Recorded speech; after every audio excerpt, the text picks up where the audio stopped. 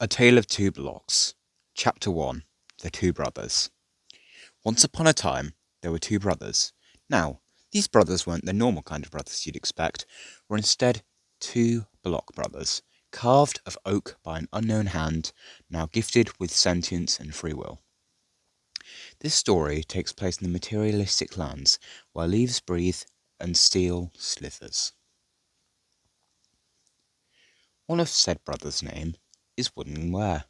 He has an enchanted top hat, which allows him to create life from the palm of his hand, or more simply put, just pull blocks out of his hat, like a magician with their rabbit. Now, Woodenware thoroughly enjoyed his life, trying to do good for the world. When he went for a swim in the solemn ponds of the wooden plains, he made sure that the leafish were left unharmed. However, on the opposite side of this line, the much darker side, stood his not-so-nice brother, Wooden Glare. Now, Wooden Glare couldn't care less about others. He'd shove the wildlife out of the way to get where he wanted and constantly argued to his brother about killing the leafish for meat.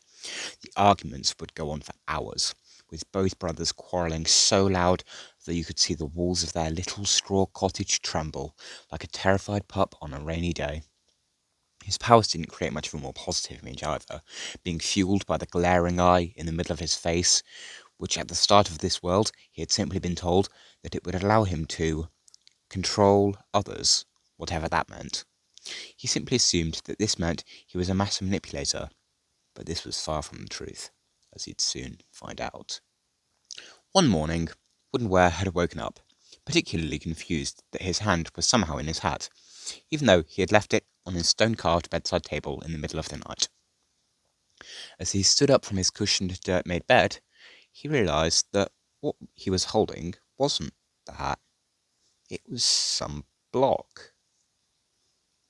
Now you see, this was a common occurrence for Woodenware, although it usually only happened when he wanted to make one, so this was the first accidental block. He was just about to pull the block out, when as it was halfway, he felt something different. A wooden hand.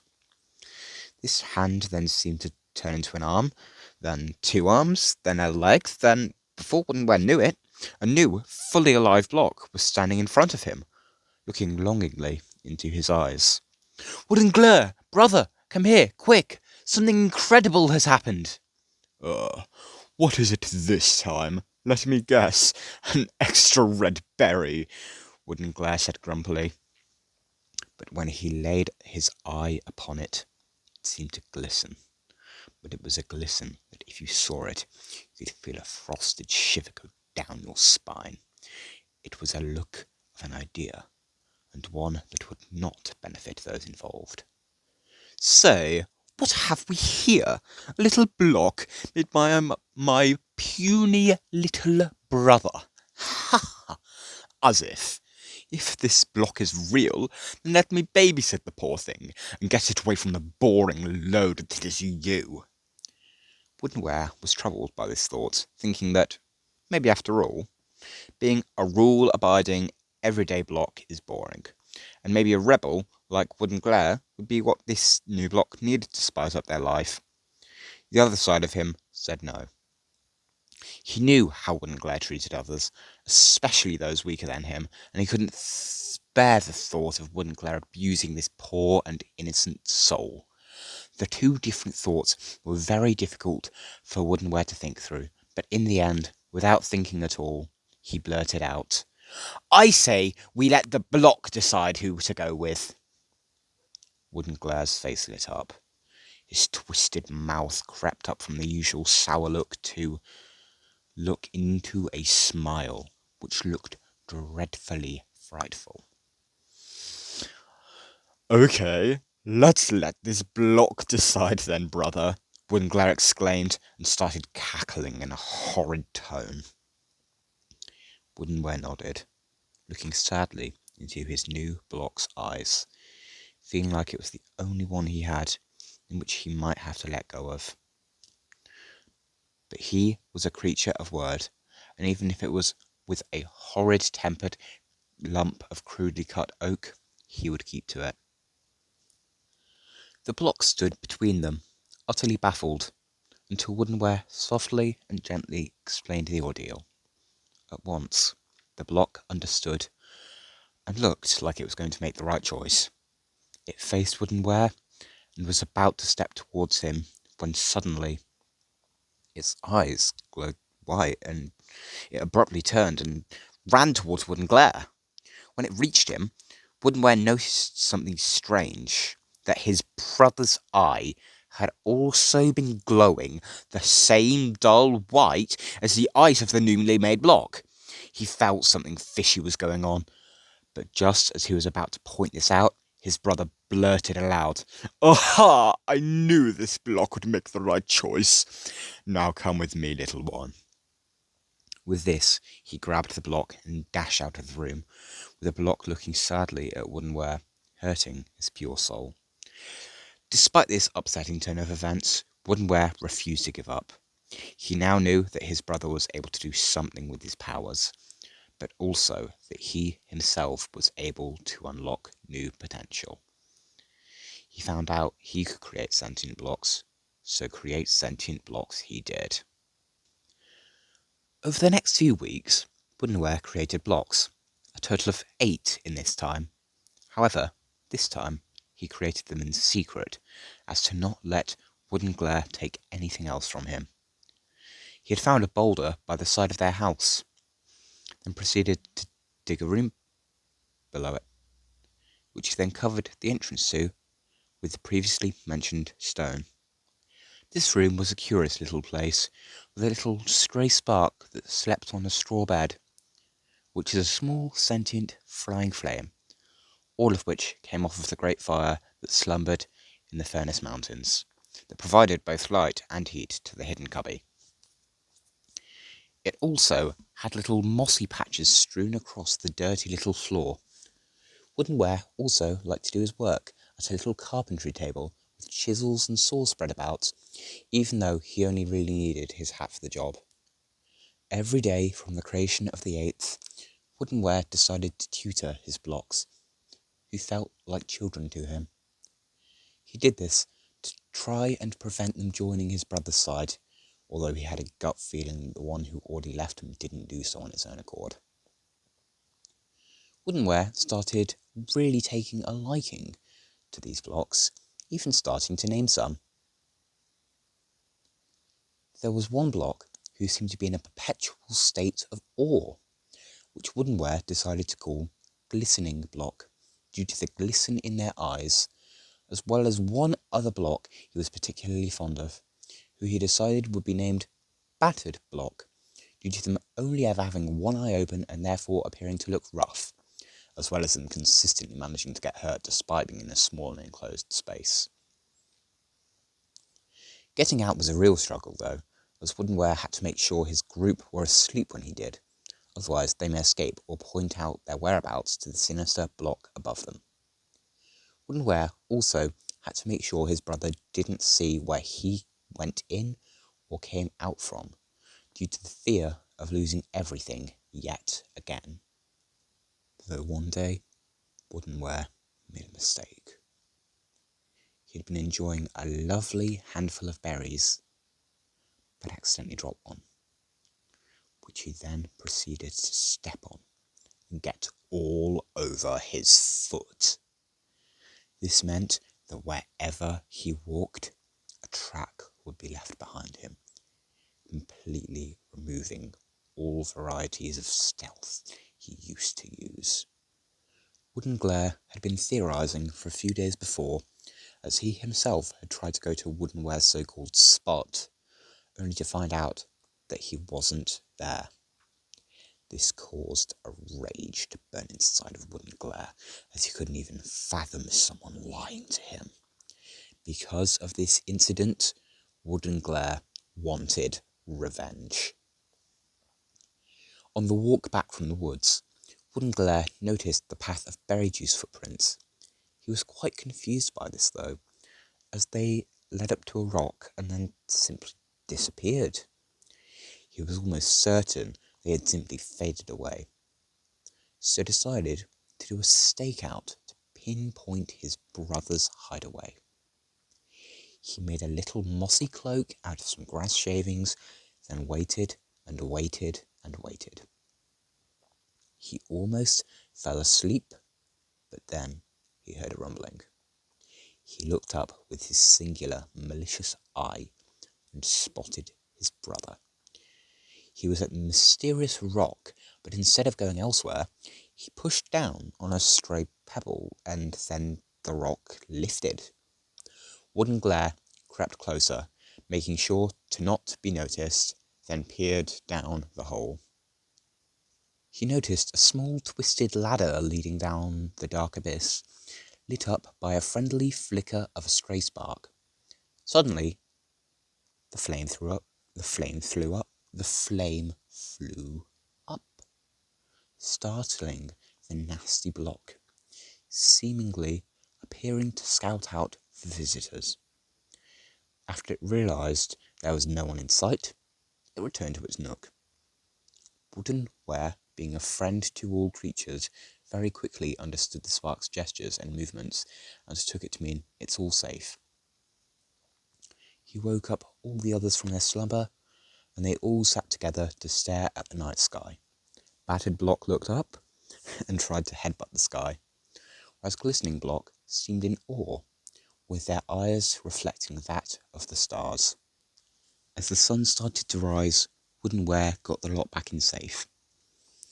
Remember to sleep tight, you chunks of love. You don't want the evil eye to get you, Wooden Ware gently told the group, clearly referring to his brother. The younger of the blocks chuckled, while the eldest two were already half asleep. Nighty-night, you sap-fueled snugglebugs. Everyone felt contempt now. All except Wooden Glare, who was yet again annoyed, just this time because he felt he was being mocked with the evil eye and all. Wooden Ware tiptoed into his house, glancing around for any signs of life. When he thought the coast was clear, he crept into the straw cottage to get a good night's rest. The following morning, Wooden Ware went downstairs, only to be surprised by his brother awaiting him, and with a delicious baked berry pie waiting for him nonetheless. Wooden Ware was shocked by this, as it was the nicest thing his brother ever did do. "Is this for me?" he questioned, wondering if it was a trap. "Oh yes, of course it is. I just decided that I should make it up to you, after being so rude for so many years," Wooden Glare said, though unbeknown to his brother, his hand was behind his back, and if he had fingers, they would definitely be crossed. "I don't know. I mean, what if it's a trap?" Wooden Ware inquired. "Oh, you're right. I mean, once a bad block, always a bad block, as they say. And I guess monsters like me could never be redeemed," Wooden Glare said in an upset tone. "No, I didn't mean it like that. I mean, you mean what? That I'm orphaned in a different way?" "No, not at all. What I'm trying to say, brother, is I'm sorry. I judged you very harshly, and I realised that that was wrong of me to do." "I'm sorry," Wooden Ware said, with sap starting to form in the corners of his eyes. "Well, I guess that means you'd be fine to go to my favourite leafish watching spot, because it's migrating season." "Leafish watching, not leafish killing? In that case, I'm in. Where is it, may I ask?" "Oh, it's just through the trees. If you go to Little Pond, there should be a stream attached. If you follow that, it will lead you right where you need to go." "Oh, thanks," Wooden Ware cheerily said. "And that will lead me to where I want to go," Wooden Glare murmured under his breath, turning away from his brother, with his signature sinister smile slithering up his sly expression.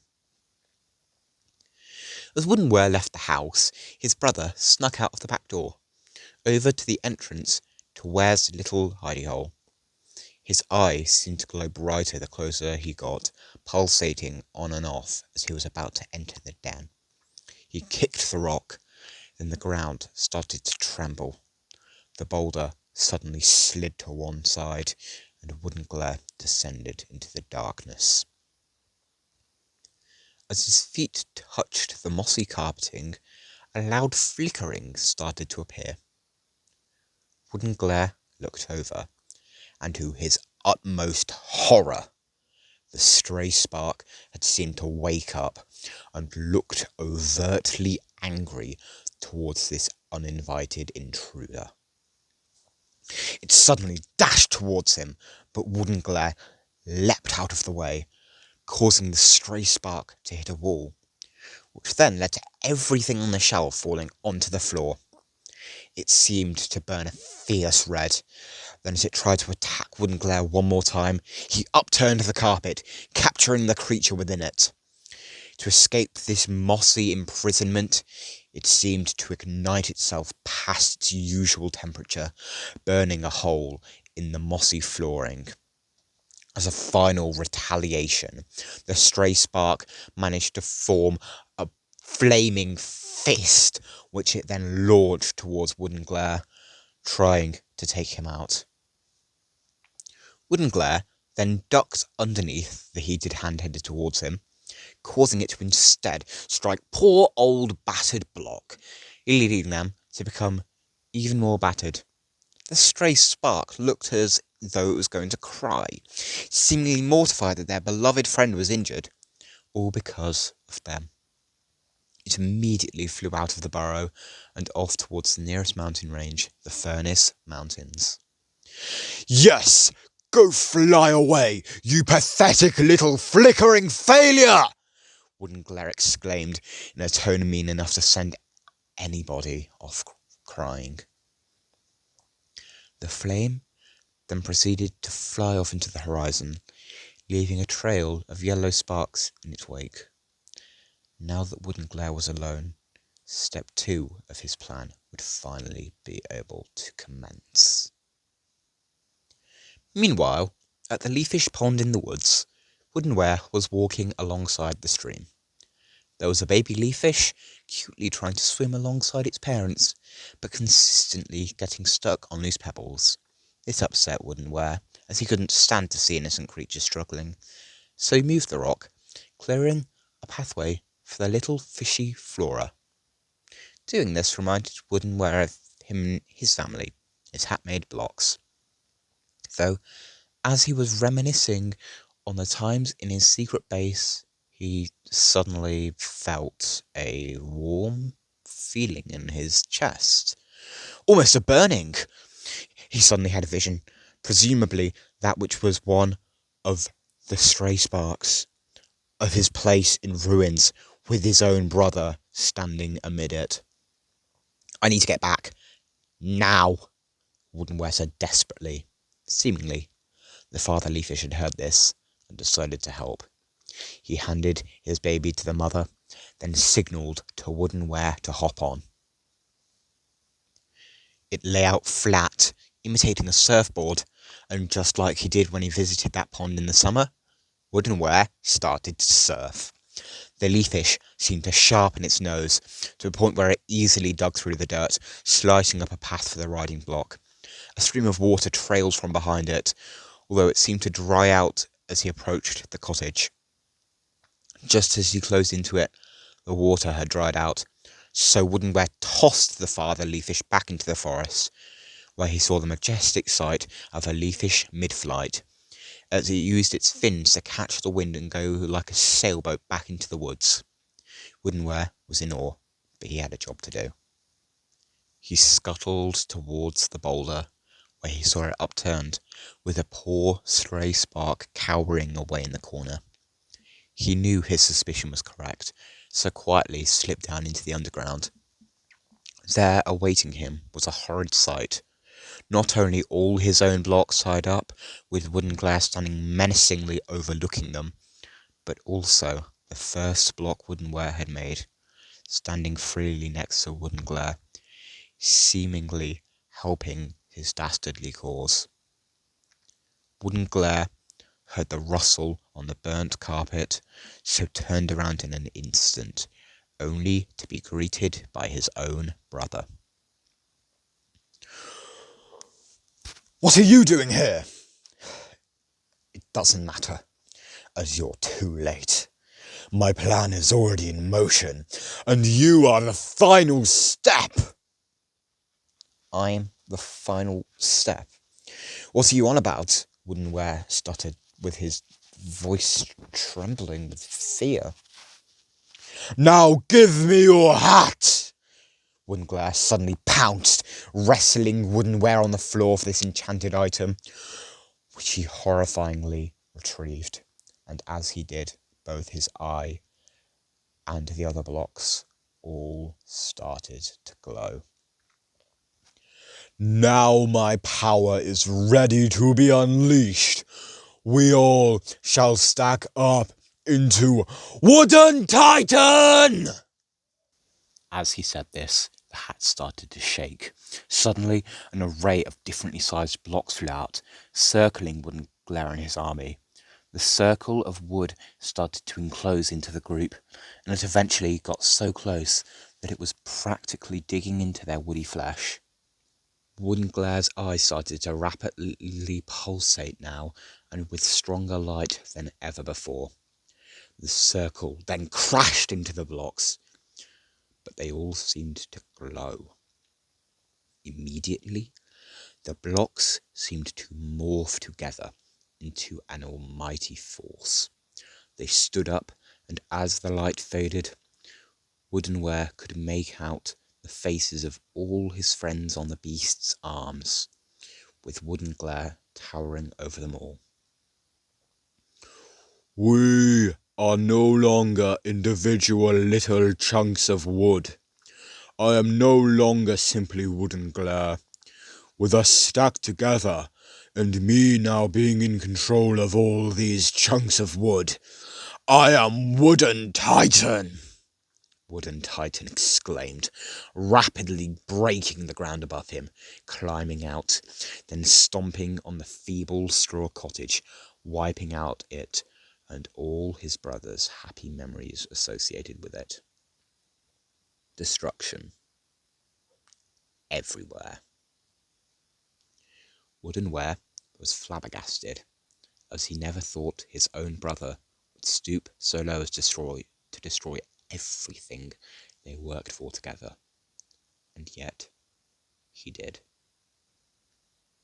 He knew that he couldn't let his brother destroy anything else, so in classic Woodenware fashion, he said in a form of urgency, "Hey, Wooden Titan, if you're so almighty, you'd probably be able to beat me in a fight, right? That is, unless you're just a pathetic little hunk of oak and sap." What? How utterly dare you? You impolite little... Of course I can beat you in a fight! Wooden Titan roared, causing a nearby forest to quake. "Fine. Meet me at the base of the Fernin Mountains, dusk. That is, if you really are powerful." Well, that I will do then, because I'm definitely strong enough, Wooden Titan said, seemingly starting to slightly doubt himself. Now that Wooden Titan seemed to be preoccupied, Woodenware realized he needed a plan, because in his current state he was no match for a monster like his brother. But just then, he had an idea. If his brother were able to use an enchanted object that wasn't his to achieve this more powerful form, then presumably he could do the same. That's it. I need to change my form, Woodenware thought to himself, and that was what he was going to do. Woodenware managed to connect the dots that maybe Woodenglare's powers to control others perhaps wasn't simply to mentally manipulate them, but instead to be able to physically manipulate them too, into essentially his own wooden puppets. But also, since he fused with some blocks who weren't sentient, perhaps he could do something without affecting others. He went to think about how he could pull this off by the forest pool, but on his walk over, he noticed his now enormous brother had left the enchanted hat, just lying there among the rubble and debris. So of course he took it, then went off on his merry way. As he arrived, he noticed his stray spark buddy had also retreated here.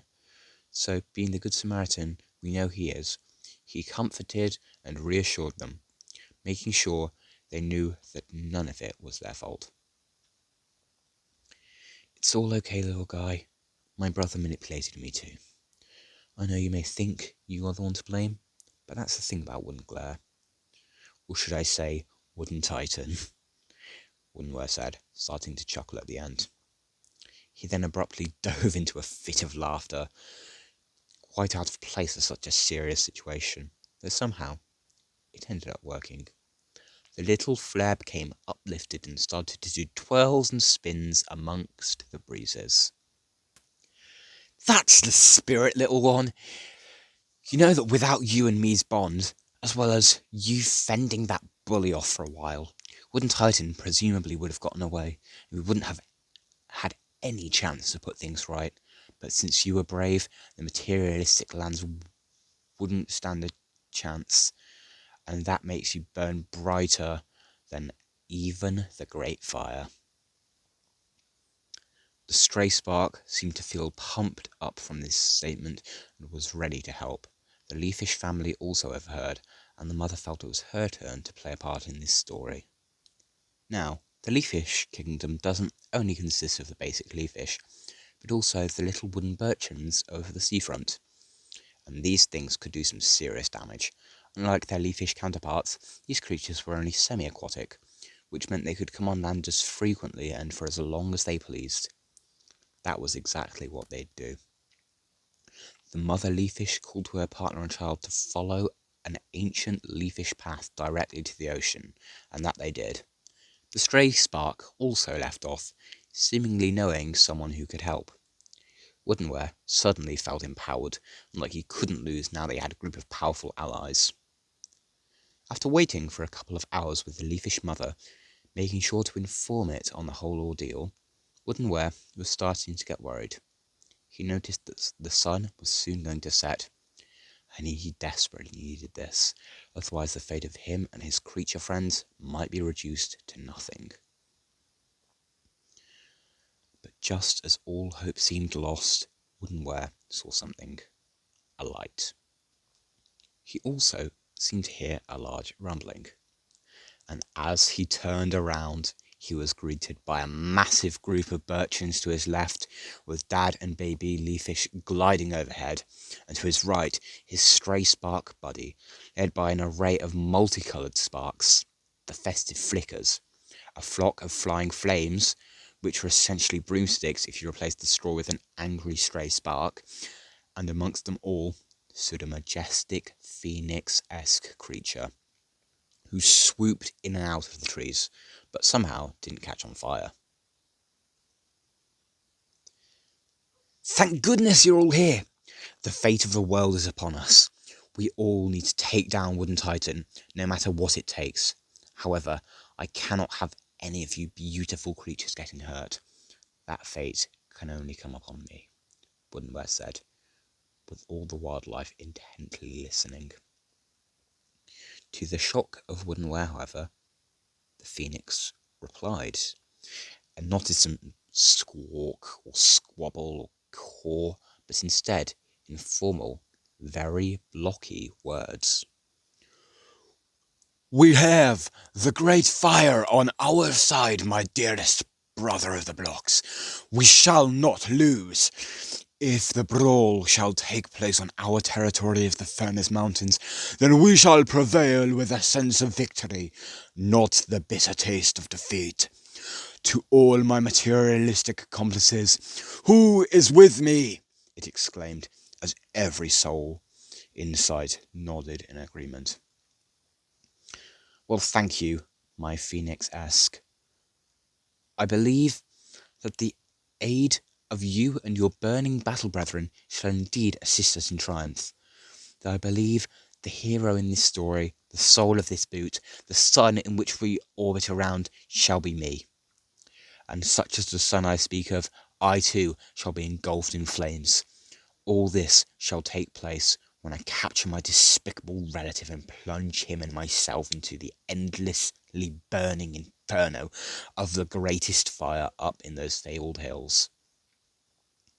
The materialistic army all were taken aback by this stunning speech, and all the flickers and flames had little sparks of upset flowing from their scalding eyes. The Pheonix and Stray Spark, however, seemed to understand this noble sacrifice a lot more as something that would bring peace and happiness for decades following it, rather than reason of upset to be everlasting amongst all. As the others seemed to catch on, battle was on the horizon. Woodenware had the thought of perhaps the Pheonix not catching the trees on fire meant that its flames were safe, so questioned it about using it for flight. My dearest fiery fowl, if it would not be disrespectful to you and your kind, may us flightless creatures have a back ride over to the fiery fight zone? Oh, of course, my wooden warrior. I am as passionate about your cause as you are about this whole world. Now hop on. Woodenware proceeded to climb onto the back of this majestic beast and noticed the Birchen school clamber up onto the flying flames. The Leafish family all leaped into the air, initiating their gliding formation, as a heavy gust caught them and everybody else, taking them along this beautiful world, spotting multicoloured creatures of all sorts along the wooden plains. There was a burrow of steelworms poking their blind head out, reflecting the glory of the sun back at the group, leading to the bittersweet ending to the tale of the two brothers. The group spotted a mysterious figure walking along the miniature steelworm, seemingly headed towards a little rocky cavern in the middle of the grassy lands.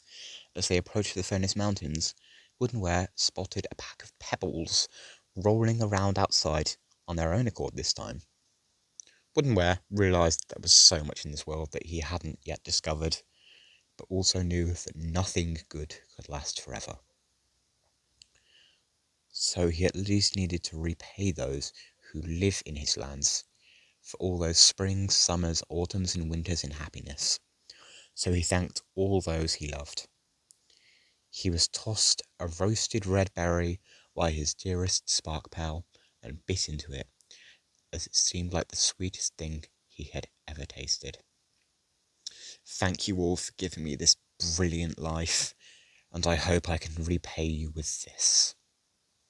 Everyone was clearly touched by this, as the Leafish family and his little flicker of friendship closed in on him, cuddling against him, making him realise that even if he didn't live on, his legacy, friendships, and bonds sure would. As they descended into the rocky grounds of the mountain range, Woodenware spotted Wooden Titan sitting on the ledge of a cliff, starting to get impatient. Angrily, Wooden Titan stood up, muttering to himself. And the block didn't even bother to show up. Time to move then. Wait, I'm here. I know I'm a tad late, but better late than never, I say. Woodenware hopped off, and everybody else landed beside him. The Leafish perched partially in the ground, surrounded by swarms of spiky birchins. I thought it was just going to be you and me, not an array of weirdos alongside you, brother, Wooden Titan yelled out, clearly extremely angered. I thought so too. That was until you used the power of another 9 blocks in your current form, Woodenware replied. Wooden Titan smirked. Fair enough then. Now let's brawl. Ware's army flew up, with the festive flickers launching fireballs, illuminating the sky into looking like a fireworks show. The Birchins started to fire out thorns at Wooden Titan, but they simply bounced off, leaving him unfazed. The flaming phoenix zoomed up, dashing down with its fire turning blue, scratching above Wooden Titan, causing severe burns to him. In retaliation, the titanic oak force started swatting the air, trying to get at the flying fire forces, yet perpetually missing due to their agility and speed. All these attacks, however, were a distraction, because whilst hiding behind the Leaffish family, Woodenware was secretly retrieving a block from his hat. And knowing how big his brother's ego was, he would use this to his advantage. Hey, big guy, if you want to end this in a valiant way, especially one that would make you look strong, then target me. One of those powerful beams from your eye should probably do it. Kinda doubt that you can do that, though, as your main trait is your massive mouth that won't shut up. This clearly worked, as Wooden Titan then followed up with the blast he had been told he could not achieve. Woodenware started to cartwheel his way out of their range to try and make it more believable. It was only when Wooden Titan was frustrated enough to fire an ultra-powerful beam that Woodenware took it to the face, as opposed to dodging it. But instead of obliterating him, it seemed to fuel Woodenware. He, his hat, and the block he was holding all started to glow. And suddenly, just as had happened earlier that day, a circle of blank blocks came out to surround Woodenware, eventually engulfing him and changing him into his ultimate form. He had changed into a fairy tale creature of sorts, with a long nose mimicking that of Pinocchio, antler-like horns, a short-bodied build, and long, thin arms. I am no longer Woodenware, brother, for I am Wooden Saviour! Wooden Titan was frozen in place by this change. The tables had turned, and he was not prepared. Wooden Saviour charged towards his brother, extending out his arms and wrapping them around the waist of his brother. When Wooden Titan finally processed what was going on, it was already too late. Wooden Saviour dived headfirst into the great fire, dragging his brother down with him. To survive this deadly drop, Wooden Titan used all his might to push against his brother and to latch onto the edge. The materialistic army picked up on this and felt they couldn't let the plan be foiled now, not after all they'd been through. So, they leapt into action, with the Birchins jabbing at Wooden Titan's fingers and the fiery family trying to cause burns to the ledge he grasped onto. Wooden Titan fell, causing him and his brother to be gone, forever taken by the flames of the great fire. As the two fell into the depths of the mountain, all the creatures flocked together at the bottom of the mountain. As it finally settled in that it was over, they were gone.